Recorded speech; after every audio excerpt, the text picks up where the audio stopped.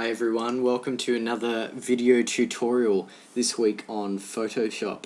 So we've had a couple of questions throughout the week on Collaborate and also some people on the discussion board, so we're going to run through those today. I encourage everyone to come along to Collaborate, of course. We had a particularly good session last night on Blackboard. Collaborate was fantastic. A lot of architecture talk, a lot of sections, a lot of drawing. It was really good. So I do encourage everyone to come along to that. And of course, Monday's lectures as well. I'll usually pop in for the first 10 or so minutes to see if anyone has any questions, ready or not to make these videos, or maybe I can answer your questions on the spot. So do, if you can, come along to class. So a couple of things today. Some people are still struggling with masking and understanding how masking works. So I've got a black image here, which is just sitting over the top of my image that I've got below. For you, you can pretend it's a drawing, but for me it's just some graphic work I'm working on at the moment. So there's this black layer that's here, and what I'm going to do is I'm going to put a mask over the top of it. So if you come down to the bottom, where it says little Japanese flag looking thing down there, add layer mask. So now I've got this second white rectangle next to my normal layer there, and that's the mask that's turned on. So now I want to be painting onto that mask. So I've got my paintbrush tool, and now I can see my brush. It's very big, so I'm just going to press the left square bracket to make it a bit smaller. Now I can do some brushing. So it's important to note that over here, if you look at my colors, I've got black and white selected. I can click this little tab above there and it'll change it to black and white if I happen to be working on any color. So Photoshop only sees black and white when you're dealing with a mask. Now, a black, if you paint it on, will get rid of the mask, and white, if you paint it on, will restore the whatever is being masked out back to what it was. So it's very simple. Anything black will get rid of it, anything white will bring it back.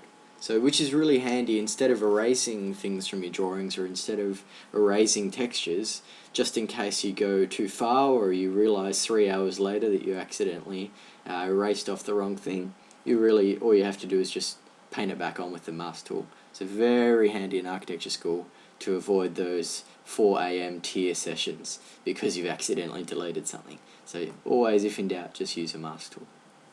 Now, another cool thing we can do with the mask is to turn the opacity right down up here. So let's turn it down to, say, 30%. There we go.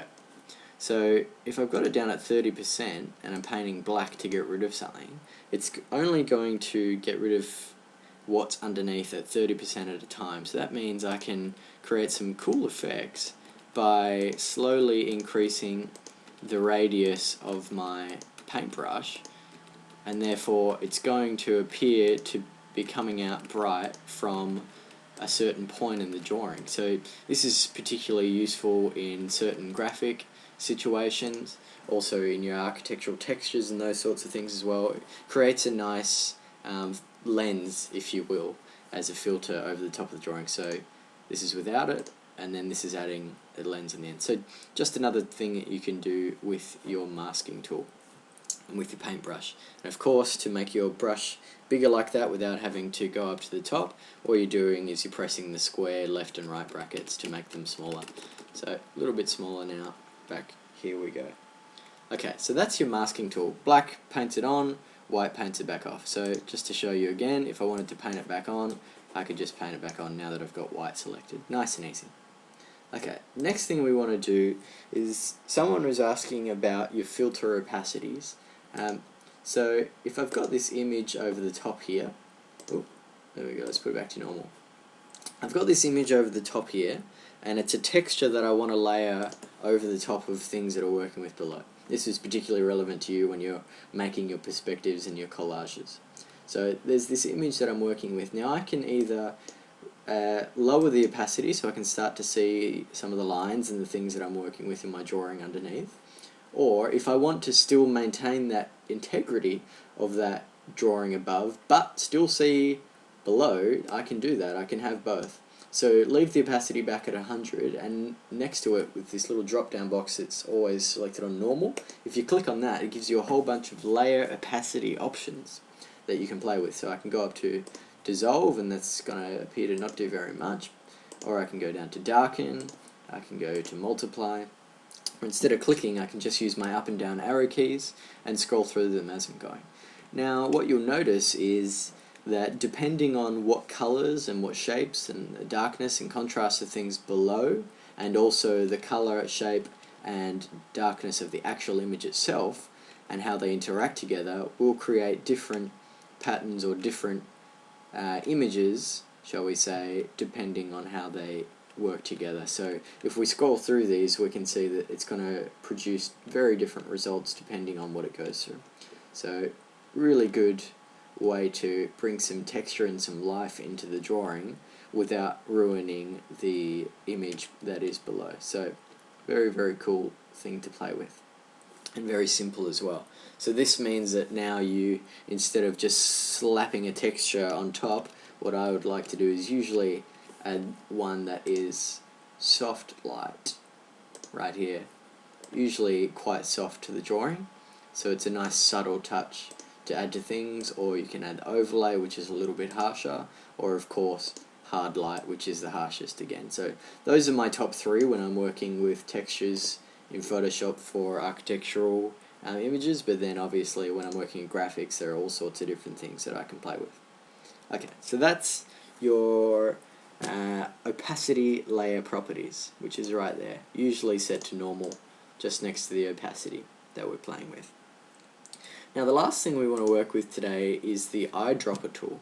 So when you're working on your architectural perspectives and you're trying to work under the guise of a certain architect, it's quite a good step that we would encourage you to do would be to bring in an image that that architect is working with into your drawing set, and then what you can do is literally take the colors that that architect is working with and the styles that that architect is working with and drop them over the top of your image that you personally are working on.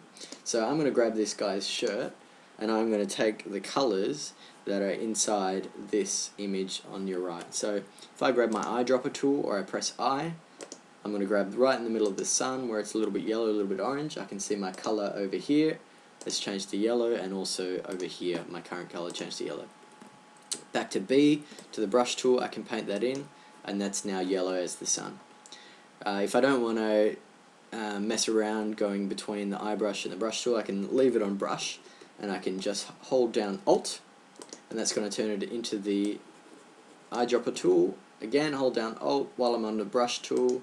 I want to select the ocean. Now his shirt's the color of the ocean. Or I want this sunset that's in the sand down the bottom, a little bit of orange. Or maybe even this orange is right in the center of the page, nice bright orange so it matches. Now what this is going to do is allow you to have the colors exactly that the architect is working with, so that you're working very much in the field that they're working in. And it makes it a little bit simpler to start to be in the guise of what that architect is doing.